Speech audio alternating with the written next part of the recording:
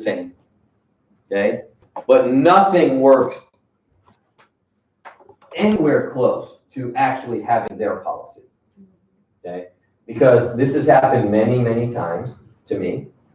I did not get the policy. And if you don't get the policy, you still are going to try to destroy it, create doubt. You're going to make the best of what you have. And I presented the information to them. They were furious. They were excited. They were passionate. And then what happened? What happened? How do they lose interest, though?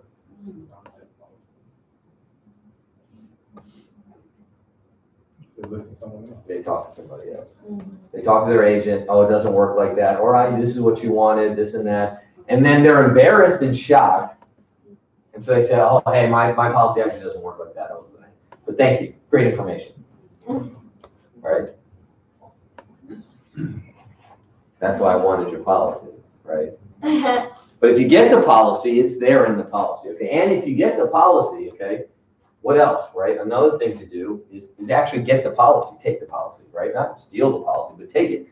Say, hey, can we take this back and analyze it? Then you have a reason to go back and take them their policy, right? Can I copy it, then I'll mail it back to you, or can I bring it back to you tomorrow or the day after? This would be great training for Josh. He really will learn this. And, right, that's an art too, right?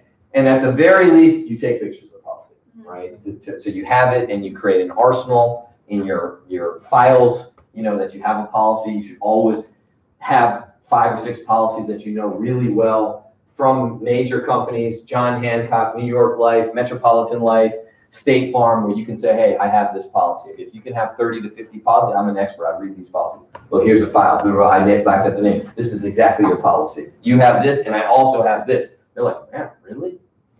I'm not the only one. I'm not the only victim. Wow, you know this. You see this all the time. You're an expert, right? They want to know, are you who you say you are?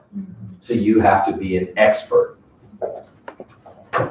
So, right? You're a detective. You're at the crime scene. You're a quarterback. You're trying to see what, you get to the line of scrimmage. You're trying to see what defense they're in, what play I'm going to call. Where do I have to move my tight end and running back? Where the blitz is coming? What protection? What route? If it's a blitz, what adjustment I'm going to make? That's what we play. This is chess.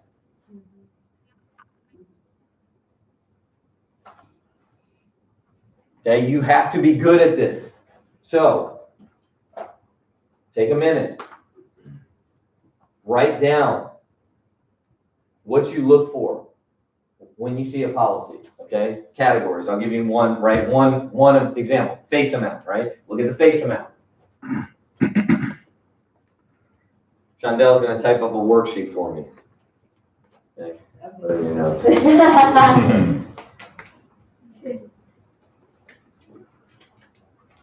What do you look for? Every policy. This is it. Fill it out. You got it. Okay, and then you'll be able to.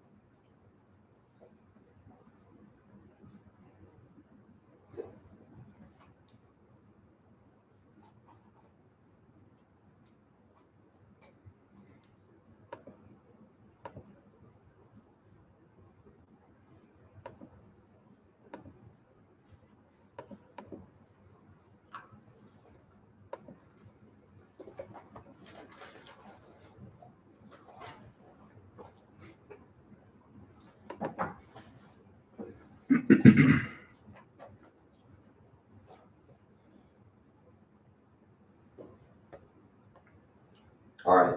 Hi. Give me one. Type of policy, right? The name. And always remember, sometimes the name is not going to correlate with the actual policy. Okay? There are sometimes that happens, especially with a variation of term, right? A return of premium term or some sort of rider. Sometimes it might not actually be the policy. But generally, I would say 90% of the time, 95% of the time, the type of policy is going to be the actual type of policy. Okay? But yes, you look for the name of the policy. What else? Cheryl? For the term duration. Duration. Okay. Duration if it's what? If it's term, then you look at the duration. If it's permanent, it's permanent, right? Mm-hmm. So if it's a term, you look for duration. Table of values if it's a cash value policy. Okay. Face amount. Face amount, I said that. Premium. Huh? Monthly amount, premium, how much they're paying. Any living benefits. Okay. What are the major ones? Issue age. Mm-hmm. Issue date, issue age, right? When did they get it? That's going to determine a lot. If they got it 20 years ago, okay, obviously it's a whole different person now. 2 years ago, it's very recent, right? Rating, right? Rating. Preferred, tobacco, standard, right? You want to look at the rating. What else? And yes, riders, but what else? It's fees. The fees. You got to look at the fees. The fees are the biggest thing. You got to be able to find the fees in the policy. Okay? And look, you got to read through these things. You have to read through. You have to get a couple policies. You got to read them, man. Right? Because when you start, like if you become an expert, that's how you can get referrals, man. Mm-hmm. Man, my cousin has this. My coworker, they came in, they sold everybody at my job this, and they have this, and you show them. And that's it. Hey, look, let's go help your people. Let's go. Why don't you get licensed with me? Whatever it is, a recruit or a referral, or hey, can I come to your work? Can I have coffee with a couple people? I'll bring like bagels or something like that. And can you show me those people, right? And you go, and then you have warm market introductions, hot leads of people that have terrible policies that you read through, and you know the policy in and out. So face amount, rating, issue date, all fees, surrender charges. Surrender schedule. Depending on the policy, cost of insurance table. Name of the company. Right? Find the company name. John Hancock, right? Type of policy. Okay, and then there's a question mark there because some of the types of policies are not the same as the actual policy, right? And if it is a certain type of policy, which we'll talk about, a lapse provision. Right? Always look for that. Lapse provision. Okay? So let's pull it up. I don't know if you can make it a little bit bigger. So let's look at the first page of this, right? What do you see? John Hancock. John Hancock, right? Right? Take the notes down, right? What do you see? What's the title? What kind of policy is it? Flexible premium adjustable life insurance. So immediately universal life. That's universal life. It's a fancy way, a confusing way, whatever it is, synonym for universal life. So, whole life is different than universal life, right? Universal life has different sets of fees. It has a rising cost of insurance. And right? You can actually change the death benefit. You can increase it or decrease it, or you can make more payments to it. Okay? So they're selling this as more of an investment. Okay? But as we peel back the onion and kind of dig through the policy, we'll find out, right? So it says adjustable death benefit, benefit payable, close it a little bit so I can't read it. Benefit payable on life insurance death. Flexible premiums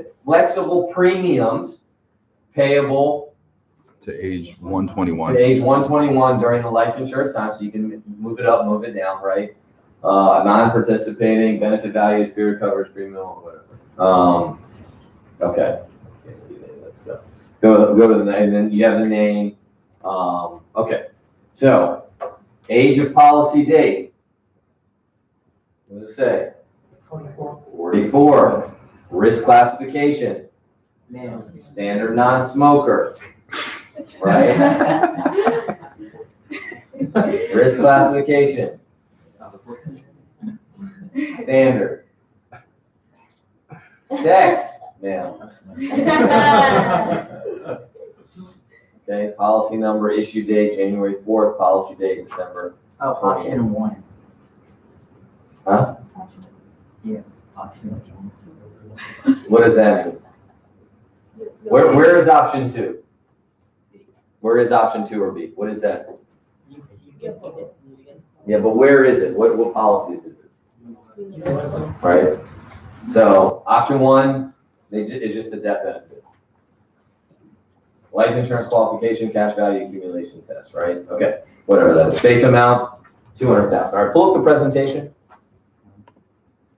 So when I see flexible premium adjustable life or I see universal life, this is the sequence that you need to have. This is a very common policy, okay? A lot of cash value that I pick up is flexible premium adjustable life, right? A lot. So when we get to our coverage quadrant and we go through cash value, okay, I'm going to go through banks and fridges. I'm going to explain this, right? I'm not going to explain this right now to you, but I go through the fridge part first, okay, which is the second slide. And I explain that, explaining money. Then I go back to the banks. And I explain how the money in the account, right? They keep it when you die. You have to borrow your own money, all that stuff, okay? Then I click on universal, okay? And this is a great visual on how universal life insurance works, okay? So, Mr. Klein, this is what I explained the other night when I was with them, right? Or I did on Zoom. The money that you put in for your premiums is put into a funnel, and there it goes, and theoretically, part of this goes to insurance, and then part of this goes to investments, but some of the money gets drained out into fees. Okay, some examples, part of that comes to the cost of insurance, administrative fee, and a percent of premium charge. Like in this example, it was 7%. Okay, so if you are paying like $100 a month, the cost of insurance is $40. So you're left over with $60, and then we subtract the amount for fees. So what's left for savings is $46, and that should get deposited into your cash value because it's going to accumulate, right? However, this cost of insurance, it's a rising cost of insurance. It actually goes up every single year. Now you don't see it, it's built into the policy, but on average, it doubles about 8 to 10 years. So 10 years later, the cost of insurance goes from 40 to 80. Now, you're at $20 left over, and you subtract the fees, you have $6 left. Okay? And then another 10 years, it's 160 minus 60 for the cost of insurance. So you're at negative 60. Then the 14 fees minus $74. So even though what you're paying is $100 a month, your policy is in the negative $74 a month. Where do you think they're going to get that 74? And they always say it. They know. They really know. I mean, they never have not said, they say the cash value. Now, for people that have picked up flexible premium adjustable life, okay, who's picked this up very recently? Okay, what do you think about this? What comes out? What jumps out at you? It's not a big number.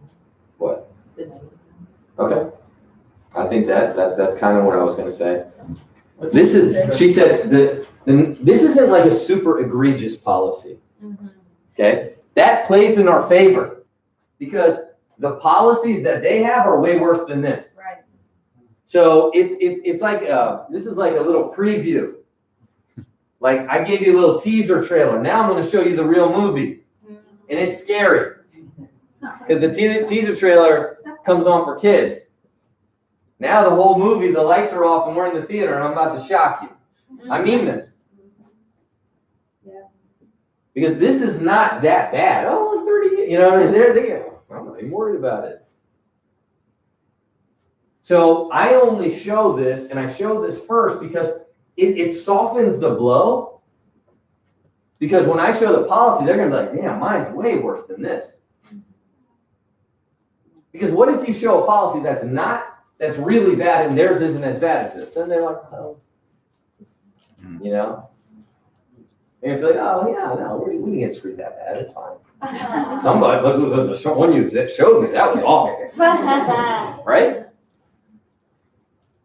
And so it's somewhat relative, right? So let's look at the policy now, okay? So you're always going to what? Show universal life insurance slide, then prove it in the policy. Then prove it in the policy. So what are we going to look for, right? And we're going to put it all together, okay? But let's go to the fees first, okay? And I want you guys to calculate, not this, not the cost of insurance, but keep going.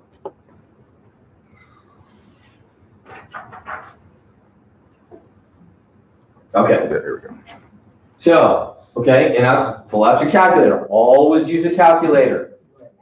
Hi, why do we always use a calculator? It's accurate numbers, and if you're just giving rough numbers, they think you're lying. Yeah. Pull out your calculator, show them on the phone, calculate it right in front of them. There's no numbers, there's no exaggeration. And we're just using facts in the policy. Mm-hmm. This is a policy, this is your written contract.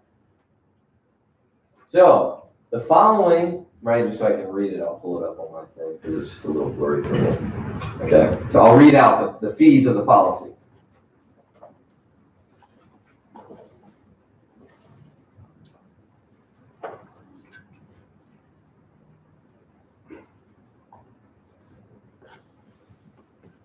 Okay.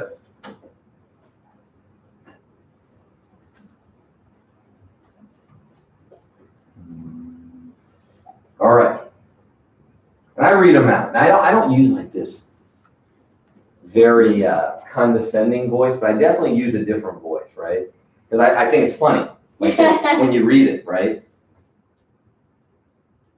So you have a, okay, no, this is not cool. See here.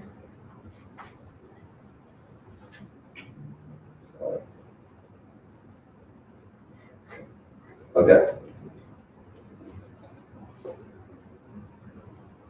No, that's the policy line. Okay, right here.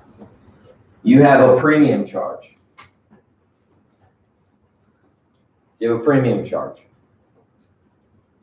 And your premium charge is, go to the next one, because this is death benefit protection premium charge. Go to the one, it should be a highlighted one. There it is. Okay? So these are the fees, okay, in the policy. Premium charge, 9.5% of each premium paid. Okay, so they're paying $131 a month for $200,000 of coverage. Okay? So calculate that. 131 times, use your calculator, 0.095. That is your premium charge. What is that? 12.44. Huh? 12.44. Now you can make more of a charge. You can make bigger payments, right? These policies you can dump $15,000 into it, right? Which I'll show you something in a second, right? So 10% gone, $1,500 gone. Just a premium charge. That's it. Right? I remember in college I called Verizon. I was very mad at them one time. And they because I was like, man, why is my bill so high? I was like, what's a dial tone charge? I asked them, what's a dial tone charge? Well, it's, and they fed me some BS about no reason to be charged. Dial tone charge. You gotta ask these things, right? Like, if I'm paying for something, I'll pay for it, but you don't just charge me money. Yeah. Administrative charge, $15 a month. So what are we at now? We're at 12 what? What was it? You're at 27.45. 27.45. Contract charge. And the contract charge is 0.2320 per 1,000. How much is it? 0.2320 per 1,000. So how much is the face amount? 200. So there's 200 units of 1,000 times 0.2320. Huh? $46. So add that up. $46 plus the, what did you say, Robert? 27? 27.45. What is that? 73.85. Okay. So of your 131 that you send in, and now the contract charge is just for the first 10 years. Okay, so that will go away. But for the first 10 years, every 131 that you send in, how much is going? 73. $73 is just fees. We haven't even put in the cost of insurance yet. So 56% of your premium is fees. 56% of what you're paying is just a fee. Nothing. You get nothing from this. Then there's the insurance and the leftovers go. So this client, think about this, right? This client has been paying for 8 years. And what did you say it was? How much was the dollar amount? 73.85. 73 times 12 equals times 8. They paid $7,000 in fees. $7,000 in fees. Just a fee. Now, let's look at the cost of insurance, right? And they don't tell you the cost of insurance, right? Well, they give you another thing that you have to calculate, which they know people can't do it, don't want to do it, don't want to think about it, and they what? They trust the agent and they trust the company.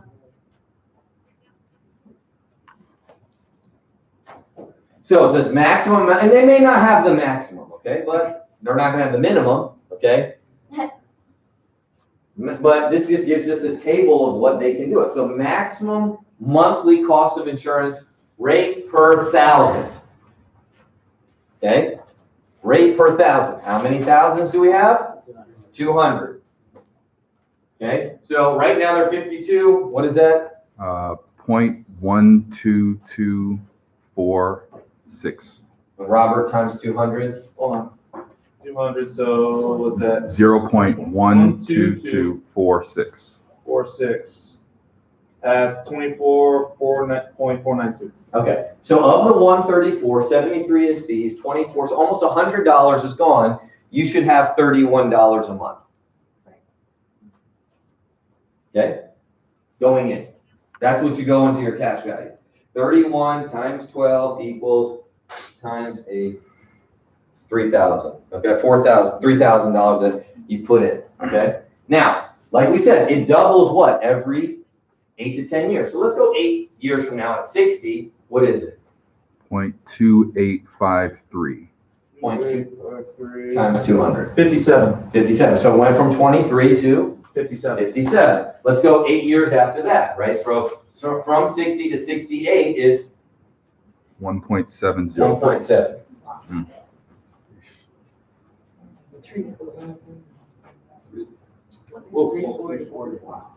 That's just the cost of insurance. That's not the other fees. So the fees still are going to be the same. Maybe you don't have the $46 charge, but they're still fees. So the cost of your policy is $400 a month, but you're only sending in 131. Where's the other money coming from? And you see how it's depleting. And obviously you can see, and you can do it just for giggles. You can show them, say it's 75, right? What 75 is? 3.39. 3.39. $678 a month. 7,000 a year. So you see that this is not going to happen. Now, also, if you see this one picture, let's see.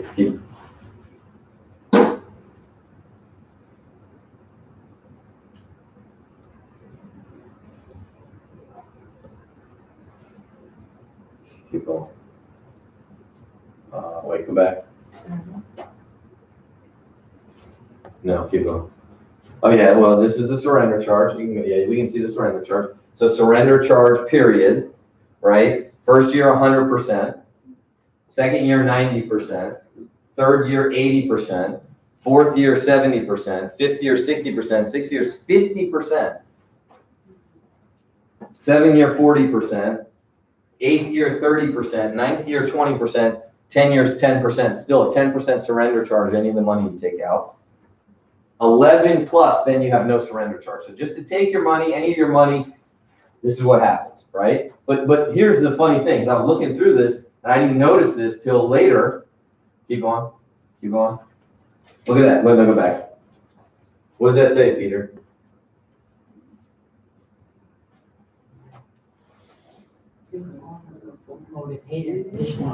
So to get the policy, they paid $8,600 for this, plus $131 a month. So they had to get this policy, they paid $8,600. So not only did they pay $131 a month, they had to write a check for $8,618. So that is involved in the surrender charge and the what? The 15% premium charge, right? You get a 15%, what was it, 15%? Or how much was it, 9.5%? So of that $860 just gone in fees. And all this time, they've had the policy 8 years, they dropped $8,600. Okay? They got this policy in 2011. They should be having about, because now I just calculated the current cost of insurance. They should have about $30 to $40 going in a month. But earlier on, that cost of insurance is half, right? So their policy value is what, 15 grand? From putting a one-time $8,600 payment and at least $5,000 of cash value in, they have $15,000 that is not theirs if they die, that there's a surrender charge. And just so you know, right, from 2011 to 2019 was one of the most historic runs in the stock market. That money would literally be $50,000. Yeah. That you have. Yes. So I never seen this before. So you're saying like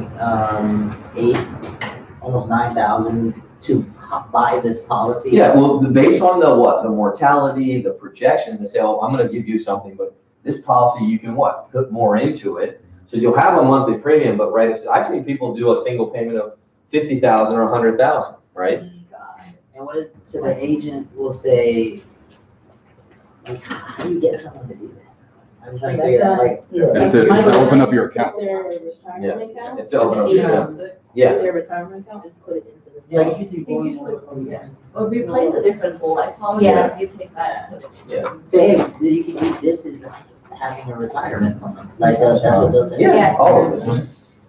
Yeah, they'll say all this BS, but, I mean, this is just, it's robbery, right? And then you look for the last provision, it's called lifetime of keeping the policy.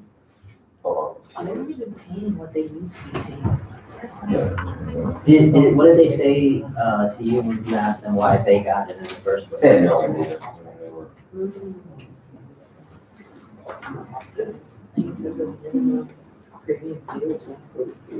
They were just like, I just want some life insurance.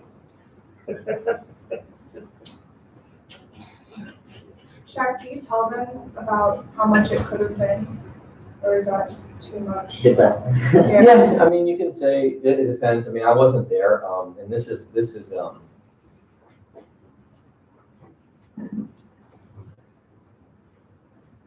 you have to be very careful. Where do people get sensitive during data collection?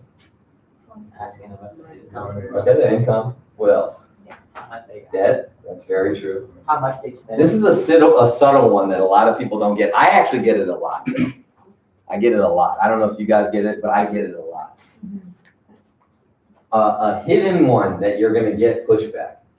Okay? And it's completely misplaced. Okay? And I don't know why I get this. I know why I get it, because culturally, but I'll go through what happened. It was shocking. Okay? Yeah. So I asked the guy, I go, hey, I'm going through the policy. And I'm like, okay, so how old are you? Yeah. And he goes, 52. I go, okay. I go, you're 52? Okay. How old are your kids? He goes, 15, 17. I said, cool. I was like, why do you get the coverage? Just that. So I'm on Zoom and the wife is right there. And I go, hey, how old are you? I mean, in the meanest, nastiest, most bitter beer face expression. She goes, I'm gonna turn around because I don't wanna say this because I'm gonna laugh at what she's saying, but I wanna really recreate it. She goes, I'm 59, those aren't my kids, and it's just his policy, so I'm not even on it. Close enough. And the appointment went downhill. Oh my God. So, and I have gotten that a few times, okay? If the I don't know why it's like this, because it really doesn't matter, but if the woman is older than the guy, sometimes, I don't know, it's just weird. You gotta be careful about that. Yeah. I've gotten that a few times. When I say a few times, like 5 or 6 times I've gotten it. Yeah. I don't know. It's stupid. I understand culturally some cultures are like that. Like my culture, they don't like that. And it's it's stupid. It's the dumbest thing in the world. We had a religious talk about this and how that is the most ridiculous thing in the entire world. That type of thinking. But sometimes if you ask, and you just gotta be really careful. I was not careful. I was not prepped. I didn't do my due diligence, and it ruined the appointment. So, like literally after the Zoom, they moved the Zoom, and it was just me talking to the husband. She wasn't even in it. She was not even in it. Didn't comment, didn't say anything, didn't laugh, didn't make any noises, didn't grunt, nothing. I thought she may have left. She was so freaking furious. Oh my God. And it's my fault, but that's you gotta navigate. You gotta navigate because some people they care about. Has anybody ever got this before? No one? Never? Okay. Probably didn't happen that appointment, but you taught me a long time ago don't be too like hype in the appointment, especially when breaking down because you would get sensitive over the policies. So once you break it down and they're in like this depression mode and they're just embarrassed. What's the diet? Can you just go through the diet? Yeah, I mean, if you feel like that, that's true because if you insult the policy too much, you're insulting them. Okay. So, you have to say things like, I see this stuff all the time. And, I'm sorry if I get passionate about it, but, I just get really angry.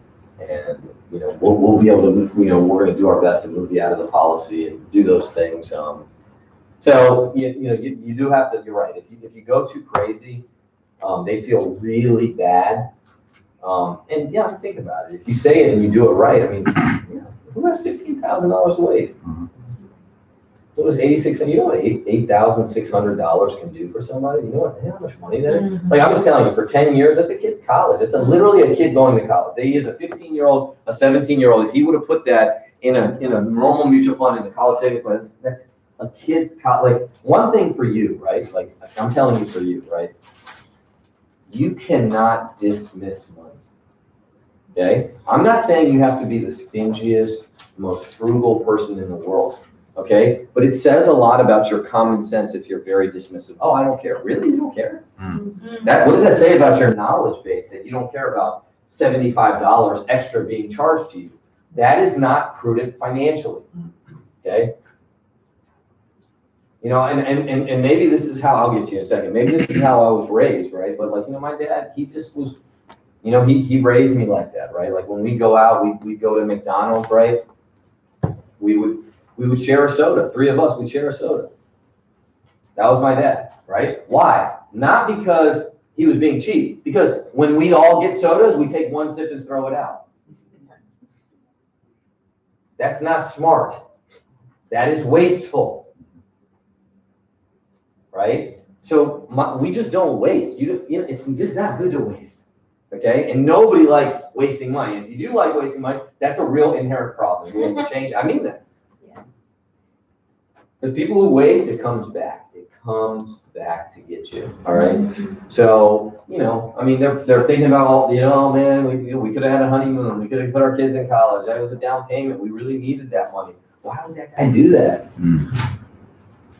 So you have to really massage it, and you have to, hey, I'm here to help, and always remember so they're doubting you. They've been tricked before. They think you might be lying. So you got to reiterate that this is all in their policies. There is some recourse. We can still liberate this $15,000, right? and you don't want to throw more bad money at this policy. We want to get you in the right policy and kind of walk them through it. But yeah, having a policy where you put in, it's one thing you pay $200 a month, right? Another thing, you put in $9,000 and you've been paying $131 a month, and $75 is going to fees every single month. And they didn't tell you about it, and you've never looked at your policy. And this has been years. So you have to be very, very careful. You do have to unload, because you don't want to be you don't want to finesse it too much where they think they're okay. But you just got to be mindful of that. All right, any questions, last minute? Yes. So after you show them all of that and at, this point you're, mad and everything, and they say, well, let me talk to my agent about, this policy and everything before I move forward. What do you say to them at that point, or how do you prep them to talk to their agent if they want to talk to the agent about their policy? Okay, do we want them to talk to their agent? No. Okay, if they do talk to the agent, what do we want to happen? We want us to be on the phone, okay? So we want us to say, hey, look, I'll call with you, okay? If they are adamant, or they're probably gonna call them that night, this has happened many times, because the agent is probably somebody they know, okay? Somebody that they trusted, somebody they knew, their kid's friend's dad, or their neighbor, or an in-law, or a relative. You all have to ask, how do you know the agent? That's my ex-husband. Right? That's the mother of my children. We're in trouble, okay? Whatever it is, right? So you have to always ask the agent. And when you're starting to go into it, that's why you always want to preface it with what? Do you have an attachment to the agent? Always ask that question. And that's in the presentation. Always ask, right? If they have an attachment to the agent. Because if they have an attachment to the agent, you have to tread a lot differently. Say, okay, I understand, Tia, you have an attachment to the agent, and I know you know Hi from grade school, whatever it is. But if I can show you, without a shadow of a doubt, it's completely clear, you understand this, that my policy is better. That's what you want, right? You want more protection for your kids and more savings, right? I mean, does your loyalty lie to your family? Or is it just Hi? And then let them say it, right? So you have to tread there. If you didn't do that, which sometimes you say, look, I just want you to understand, I've replaced a lot of policies. I know how this works. Let's call together. When you want to call, we'll do a three-way call. I can ask the questions, so I can know. So we're all transparent. I have no problem with that. If you feel and you're compelled, I would never even bring this up, Casper, because I don't want to give them the idea that they should call on their own. Yeah. But if you do think that they're going to do that, you write down, this is what they're going to try to do, right? They're going to attack my credibility. Who do you know? How long have been doing this? They may even attack the credibility of the company. But, obviously I'm licensed. I took the same exam they did. Our company's been around 43 years, and 3, right? They're going to say, what I'm saying is not true. Remember, it's in the policy. Okay, I'm not saying what he said. I'm showing you in the policy. These are written out. This shows that, right? And the 4th thing is they may say, well, hey, I'll just give you term if I need one to term, right? But someone could have offered you the right thing the first time. They should have, right? Right. So like someone cut the wrong arm off, would you go back to them for surgery for the next time? No. Right. So, I don't feel they deserve your business after that. And you can have a conversation just to let them know. But I already know why they sold you this policy. And I just know they get paid more to sell these types of policies. And you got to be very careful saying that. Sometimes it's appropriate, hey, sometimes you can gang up, right? If the wife's like, I knew it, then you can kind of say those things, right? Like you say, oh, I knew I had a bad feeling about this. And it's like, yeah, then you can kind of say that, but if you got to know the relationship, like I said, this whole thing is chess. It's a lot of moving pieces. You can get really good at it. And and when you get good at it, you make a lot of money. It's not difficult because we have right on our side and we're never trying to trick the client. What are we saying? Let's call together. Or you can do what these guys do. They do a much better job of this than I ever did. Call the company. Don't call the agent. Let's call John Hancock. Right? Because then the customer service rep It's recorded. They have to say the right thing. I've had agents think, oh, my agent said this. That was a lie. I knew it was a lie. They lied to you when you bought the policy, and they're lying to you now. I'm checking what's in the policy. Let's call John Hancock. So that's probably the smartest thing you can do. Call the customer service with the policy, ask them what happens, what are the fees, what are the maximum maturities. And I've done that a few times. Like I remember me and Josh Riddle did that. And it was, just eye-opening for him because he had a cash value policy. He's paying $175 a month. Now he's paying $75 a month. And I went through it because he had his cash value. I went through the exercise just so he got comfortable asking all the right questions to find out, right? All right. So we took our roll call. Yes. Okay. All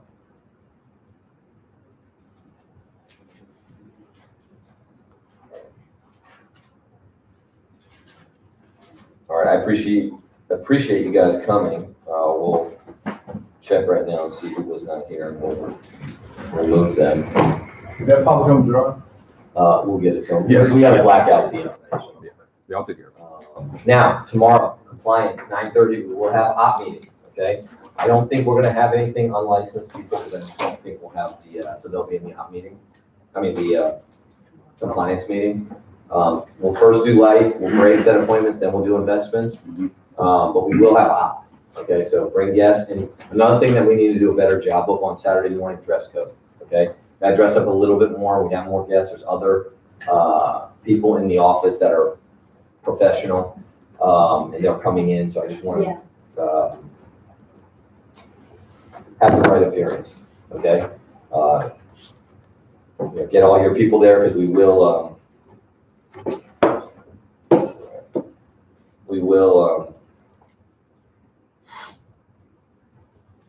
terminate them if they're not there tomorrow day, so make sure you get them home. So, Now compliance is a licensed rep only. Right? yeah, but if they want to come to watch it, some people like the compliance side of the business because they see that's a real business, it's legitimate and stuff, but, yes. Can we put some of the unlicensed people back in talk? Maybe they can learn how to explain some things. I mean, if we prep them. Depends, probably not. Okay. But we'll see. If we have nobody there, then yeah, probably, but if we have people, we'll see. Yeah, I got a quick question about, what you said about the appointment that you had.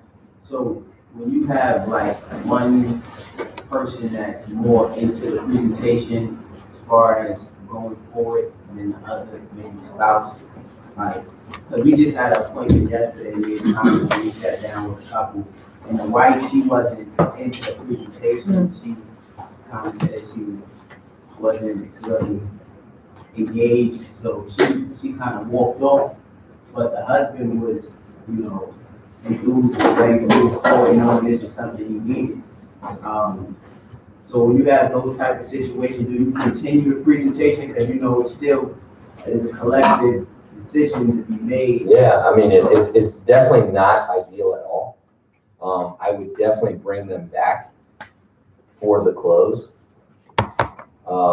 Like the actual, say, hey, I want you to understand what we're doing here. And then I would, as going through that, I would kind of explain, I would have to re-explain and re-close it with her, saying, hey, listen, this is protection, because right now, what your husband had mentioned to me, that if something happened, he wanted you guys to be okay financially. And because he had mentioned that your savings was approximately this amount, and your monthly budget for you and your family to live would be $6,000, that if you don't want to say, divulge private information, say, Thomas had mentioned to me that you may only have 6 to 12 months of living expenses saved up.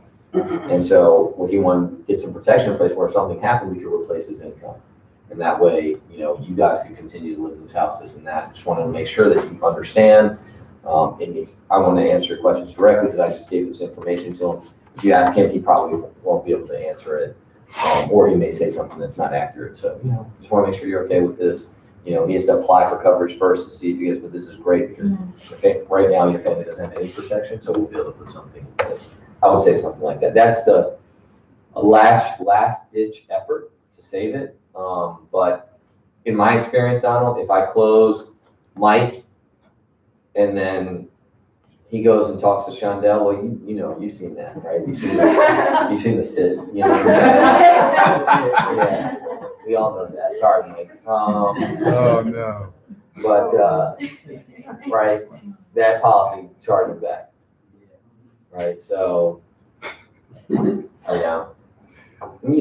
can't do nothing without permission, so.